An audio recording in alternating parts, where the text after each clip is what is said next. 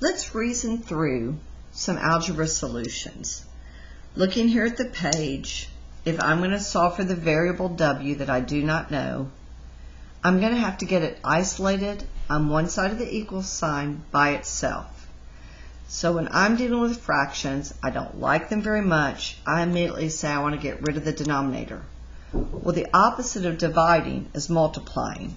So I'm going to multiply my left side of the equation times 4, so the 4 in the numerator and the 4 in the denominator cancel each other. But what I do to one side of the equation, I have to do to the other. So I'm using the property of multiplication to get rid of the denominator, and I now have w plus 13 equals 16.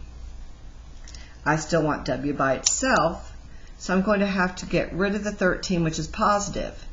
So I'm going to subtract 13 from the left, and whatever I do to one side of the equal sign, I have to do to the other, and I end up with w equals 3. Another example we could look at would be this one, where I see so many a's on the left side of the equal sign. So a positive 4a and a positive 2a, 4 plus 2 is 6, and I can add them because they are both having the same variable. It's like having 4 apples and 2 apples would give me 6 apples. But I still have to subtract 1 and add 1. Well, these two items cancel each other out, and this equals 9. I need a by itself, and right now I'm multiplying a by something, so I have to do the opposite, the inverse operation. I will now divide by 6, so they cancel, but what I do to one side of the equal sign, I have to do to the other. I will never leave an answer is a equals 9 over 6. I'll go to decimal, or I will go to fraction. There are times when you can leave it in fractional form because it's easier to check your answer, but you would always still reduce. 3 goes into this 3 times, 3 goes into that 2 times. So this is a correct answer in improper fraction form. That would also equal 1.5. Another example, I have 6 minus 10s equals negative 9s. Wherever I have the ability to get my variable as a positive, I always choose that first. The opposite of negative 10s would be positive 10s, and that would cancel.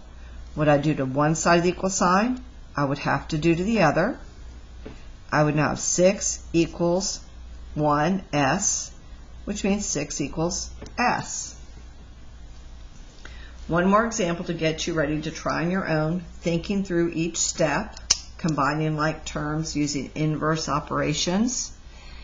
Here I have negative 5f on the left and negative 9f on the right.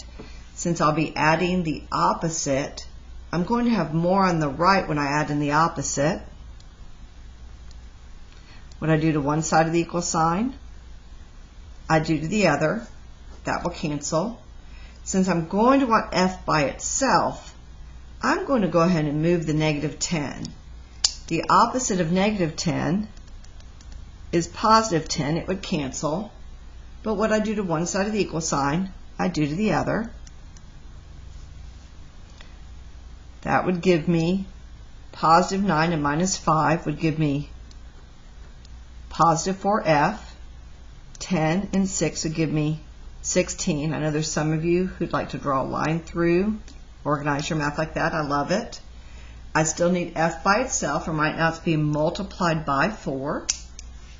So I'm going to divide by 4 to get the 4 to cancel. But what I do to one side of the equal sign, I must do to the other, and I get f equals 4.